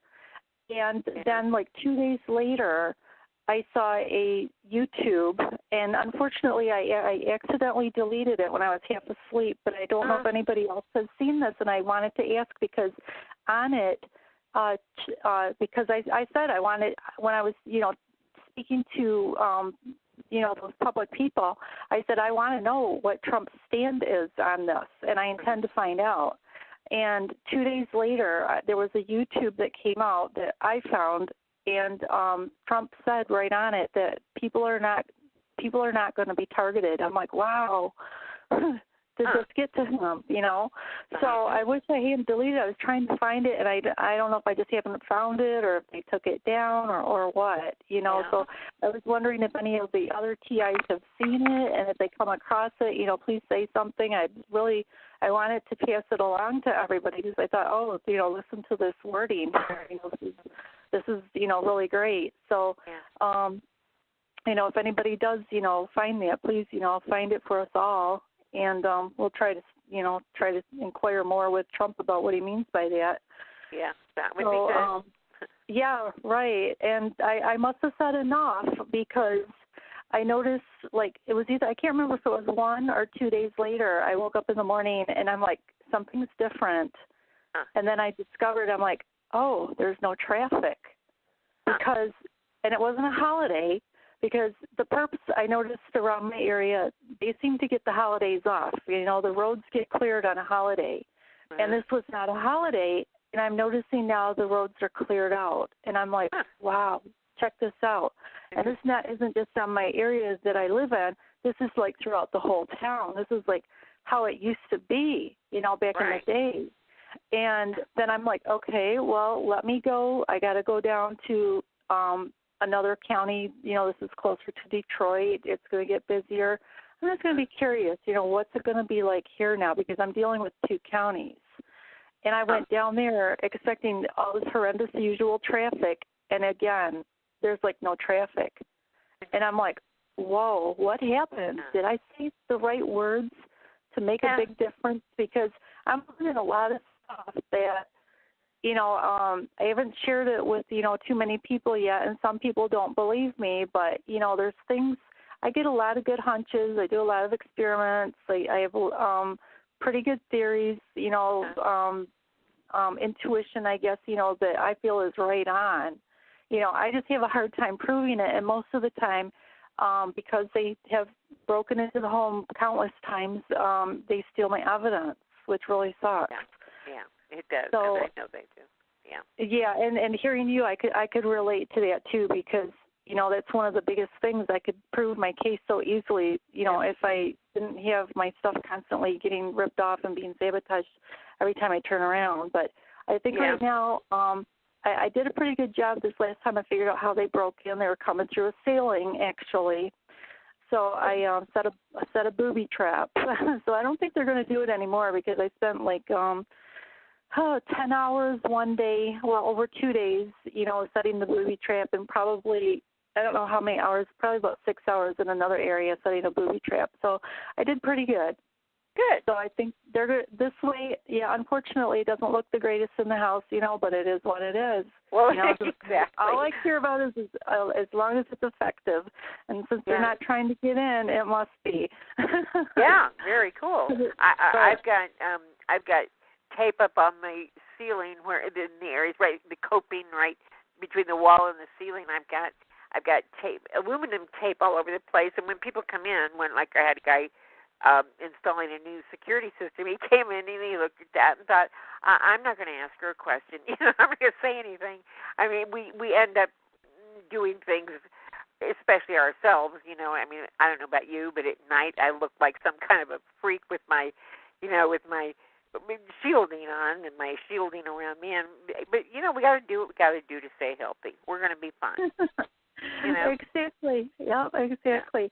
Okay, so that's all I wanted to say. And like I said, if anybody can, find that YouTube, say something, please, share with us all. I intended to keep it, and I accidentally, deleted it. Yeah. Well, it's got to be on there somewhere. I hope. Well, it wouldn't have deleted off of the internet, just off your computer, right? Well, both. Okay, but okay. If somebody finds at YouTube that Trump said there will be no more targets, I'd love to see that one. Yeah. That was one of the first things that he said on it. I wish I could remember the title of it, but I was half asleep. Yeah. Okay, I yield. Thank you. Okay. Thank you. Well, I'm just going to go ahead and end the recording, but the call will continue, and we'll still have the interview. I'm going to see if maybe this helps so it doesn't get lost. Something's been happening to my podcast ever since, I don't know, for about a week or so. I've been having some issues with my recordings disappearing, so I'm going to go ahead and end it and see if this helps. Stop. Okay. So I guess we should start at the beginning. Like maybe we could, we had a little discussion yesterday talking about, your family of origin and maybe where you lived and what that was like. Well, okay, yeah, it's not too dramatic. I lived on a little tree-lined street in Arcadia. Grew up in a very, a pretty somewhat oppressive but very Christian home. We went to church every Sunday, and my dad read the Bible every Sunday afternoon, and it was quite strong, but it was also very a very unfortunate home. So I sort of got away from Christianity for a long time until I got sober later, and then God was a big part of my life. I was a black sheep, but I got straight A's, and that was a hard one for my family to understand. But that's where I came from, and that's about all I can say about that. I just, I got married and had a son, and that's kind of the first part of my life. Okay. And when you kind of got out on your own, did you stay? I know you were in California, I believe, and you kind of fell into working in the legal field. So maybe you want to touch upon that quickly. Sure. A friend of mine had a friend that had a brother who was a lawyer in a firm downtown, and I was interviewed for the receptionist, and I got the job, and that turned into being a legal secretary, and that turned into being pretty much a paralegal. So I got into the legal field, and I liked it very much. I enjoyed it very much, and I really wish I'd gone back to school and become a lawyer, but I didn't. I was busy drinking, which I took care of later, but I did not excel in that part of my life at all, When did you realize you had a drinking issue? Oh, early on. In my 20s, I realized something was up, and not too long after that, I got sober. Yeah. Through AA. And you were working in the legal field. Yeah. And you met a wonderful man at the firm, I take it, and you guys were... Not that first firm, but later on, yeah. I met my husband at a firm, yes, a little later on than the first firm, and I ended up marrying him. Well, obviously, if he was my husband, I married him. And and he was just the most amazing man ever, a wonderful man. But as I look back, I also realized he was a target, and his partner was targeting him. And, money was disappearing, and they were kind of messing with his cases they had to go to trial with. They were doing their best to bring him down. And he was such an amazing man who everybody loved. And that's just such a treacherous thing to do. Well, as they do it to all of us, They do it to all of us. They take us down one way or the other as best they can. But again, here we are with each other. After my husband died, what I realized, as I was thinking about this today, what I realized is that people started to kind of surround me. Suddenly I had friends who were wonderful and wanted to help and wanted to guide me and all that sort of thing. And as I look back, clearly I was surrounded by perps because I was referred to host. It was actually being pushed towards me, according to a neighbor who saw the whole thing happen. The bolts had been taken out of the bottom so that it wasn't steady. And then these guys were a gentleman that later claimed he owned my property, was one of the people that was pushing this light post at me. It hit me over the head, and I had 47 stitches in my head, and I had 2 fractured vertebrae from that. Okay, why I don't know. I didn't think it was a crime at the time. The second time I was coming up my stairs at 2:30 in the morning, all of a sudden I was crashed down onto, I had hardwood stairs. My head hit those hardwood stairs 4 times, and heads don't bounce like that. It was somebody was picking my head up and slamming it into those stairs. And again, I was hospitalized, and they said then, when they would, I was so damaged that when they were pushing me down in the wheelchair to get x-rayed, the people that worked at the ER were saying, "Oh my God, what happened?" I was just black and blue and swollen. It was bad. They really went after me, and then I found out later how they got in, and that's another long story. Okay, and then the last one was just when I decided to move out of Manhattan Beach. Again, I'm walking upstairs, and all of a sudden, when I open area. Oh, that's a long story, but okay. Walking upstairs, and all of a sudden, I'm losing consciousness. And I felt myself being pulled by my shirt in back and slammed onto the landing on the lower floor, or the landing on the first floor of my house.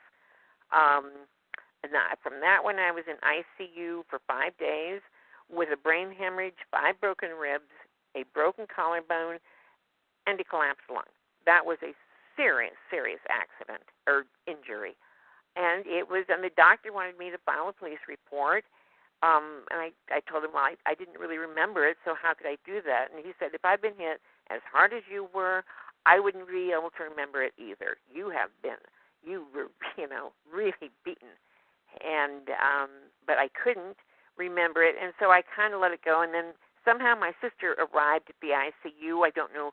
Nobody knew her or knew her phone number, but there she was. And she talked me out of filing a police report because she told me that I would get the guy who was standing behind me in trouble. He had worked for me for a while, and she was concerned that I would get him in trouble. Later, with the help of James Lyko, I discovered that her husband writes software for DEWs, directed energy weapons, and was at that time he was forming a company that wanted to work with the Department of Defense. So he's one of the people that creates those weapons that attack us. And I think that has something to do with her turning on me. Okay. Do you want me to keep going? Well, to go back to you're having these horrible experiences, what were your friends and family saying to you? Were you trying to tell them what was going on? Had you already come across the word targeted individual at that point? No. I didn't find that word until 2.5 years ago. No, my sister was clear somebody who was a perp, and then it just, as I look back, I had an awful lot of damaging people in my life back then, and I didn't realize what was happening. But that was the beginning. That was sort of the mild form of targeting me, and then a 6'7", good-looking guy with wonderful hair, funny, great dancer, have everything. He came into my life, and then bank statements started disappearing along with money and various things. So he had to leave. And as I look back, he was one of them. I at first thought he was just a creep, and I realized, I think he was one of them. Too many things were going wrong, And he used to put his hands around my neck, and I said, "What are you doing?" "No, I'm just seeing if they fit." And it was so weird. I mean, who puts their hands around someone's neck? It just made me feel weird. Anyway, he was pretty crazy. Yeah. So what kind of, in your mind, what kind of initiated the targeting in your case? The lawyer that I sued. I had to sue him after my husband died. He wanted to keep everything that my husband had worked a lifetime for, and I said, no, you can't do that, and I had to sue him. And that's when the people started surrounding me, to guide me along. And that's when the mild targeting started, but the really heavy targeting started after the lawsuit was settled, and it didn't go that well for him, and I started being injured physically. And I don't mention this much to you guys because I don't want anybody to think that that's a regular course of business with these guys, that they come out and beat you over the head. This man was particularly greedy and particularly, vengeful. He wanted revenge, boy, because how dare I? He sort of lost his reputation while the lawsuit was going on because what he had tried to pull, like changing life insurance policies 11 days before my husband died, from me to him. Lots of things like that happened when right before and after my husband died. And it kind of destroyed his reputation because that all became a matter of litigation and public documents. And he sort of, I'm sure, thought that I had somehow besmirched his reputation because I didn't quite know how important he was. I had the nerve to sue him because who was I? I was nobody. And he felt, as all our perps do feel, we are nobody. And he was, where did I just go? He was just very angry, and it was a lot of revenge he was going for, and when the case settled, that's when he was furious, just furious, because the judge wouldn't let him take everything. And even though my lawyer had sold me out, as I knew later from the records, the judge listened to the story, and I spoke up in the mandatory settlement conference and said, this is what's so important to my husband. And I didn't know that my lawyer had never included the assets in the loss. It's just nonsense. And when she realized what was going on, she asked me to leave the room, and I did. And when I went back in, she said, okay, where's the money? I said, it's in the building. She said, they're yours. Where else? Anything else? Any other money? She was so angry at these guys for trying to. Tuesday night's Triumph Over Targeting podcast. I'm your moderator, Ella. Tonight we have a very, very special guest, Linda Costanzo, our community's own. I wanted to tell everybody a few things before we get started. If you are new to the call, please stay on, and we will get you some additional support, some additional TalkShoe podcast numbers, and some helpful links and websites. This is a solutions and educational-based podcast, but the views and opinions of my guests are not necessarily my own personal views and opinions. My goal is that everyone can gain something out of tonight, especially a feeling of empowerment. If you have any suggestions, comments, questions, especially if you are in need of some additional support, please don't hesitate to email me at tiangel2016@gmail.com. So now I'd like to take the opportunity to introduce you to our guest. Hi, Linda. Hi, Ella. How you doing? So can you hear me? I can hear you well. Good. You sound great. Okay. Good. And so, I know we had discussed having an interview, and then you were, prior to hitting record, you were telling me the situation, how you were kind of thought about not doing it. Do you want to go into it again? Because I just think it's such a great story. Sure. What you realized this morning. What I was frightened of doing this because I was feeling very inadequate and all those things that they like us to feel. And then that was last night. But this morning, I woke up and I sent Ella a message at the very end of the night last night and said, I can't do this. I can suggest other people, but I can't do this. And then this morning, it was wild. First of all, there's no tinnitus today. So I don't know if that is relating to the fact that I felt much better this morning. I sort of think it does. But I woke up and thought, boy, we're a strong group. We can survive. Why? Because we have been up against huge odds, and we have survived. And we are really working hard to get this straightened out, understand it, and get rid of it.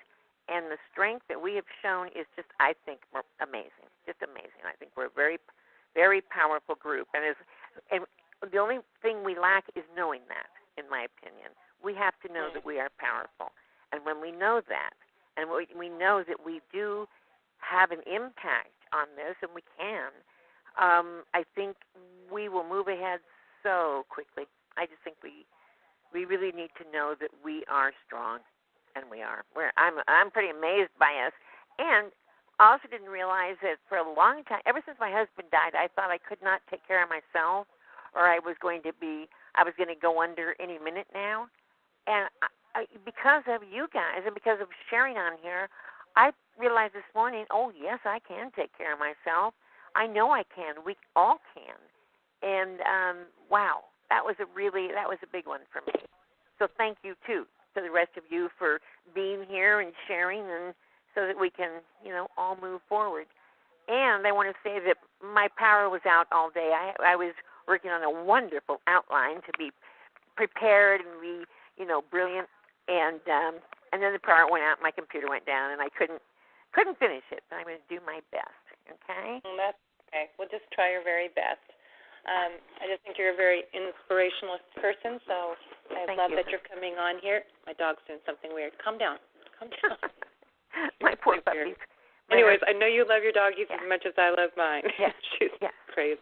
And anyway. Go ahead. Go ahead. Come on. All of them defraud me, and she wasn't going to have any part of it. God bless her. There are good judges around you guys. There really are. This whole system has not sold out. This woman was very protective of me and made sure that they didn't totally mess me up. And he was furious. He had set it up. My lawyer had helped him. The evidence disappeared. It just goes on and on. But and my documents were disappearing. My lawyer was hiding a lot of the documents that I brought in to prove what I was saying. Well, they disappeared, and later on, I found all those documents within the stuff that they shipped to me, and there they were. My own lawyer had hidden the proof, the facts from the case, and they really had set me up, and it didn't work. God bless that woman. Emily Elias is her name. She's a judge in the L.A. Central courts, and just God bless her. God bless her. But we don't always get screwed over by the courts. not always, a lot. And, it happens too often. But hang in there. And something that I found, too, is know what you're up against. Get as much information as you can and speak up. We have to speak up. Well, actually, before I go on, I'd tell you one thing. The water company is trying to tell me right now, that I used $600 worth of water for the last billing period, which would mean something like 780,000 gallons of water in a certain period of time, which I don't do. But the interesting thing is they will say things to us. These perps, or people who cooperate with perps, will say things to us with a straight face and expect us to back away. Just expect us to buy it and back away because they think they can intimidate us. It's crazy. They will do, they say these things, as I said, with a straight face. And I'm now checking my own meter, and I can see where they're crazy. And they can't get away with it. And thank God. They were trying to get away with it, and they do a lot in this county. But we have to speak up, and do a lot of our own homework, because I'm checking my water meter every morning, writing it down, and what they've tried to get past me is insane. It's insane. Right. They claim that I used enough water to cover 4.5 acres of land with a foot of water. I live in a nice little home with a nice little yard. I just don't use that kind of water. So when I looked into it and studied it and figured out how many gallons are in a cubic square foot of water, it became very obvious how insane it is that they're trying to do. And I think that's what perps do to us. I think they try to, and they think they're going to get away with it. Okay. Okay. But, to go back a little bit, we were talking on the phone, and you took some pretty devastating blows, like physically. Yeah. I know that you were hit over the head, literally. Yeah, that's where I'm going right now. now. Your back. Maybe you can go into a little detail. Yeah, I absolutely. didn't realize until I spoke to you the severity of what you had experienced before. Well, and my serious targeting started, 6 months after that case settled. And the first time I got injured, I was hit over the head by an 18-foot cast iron light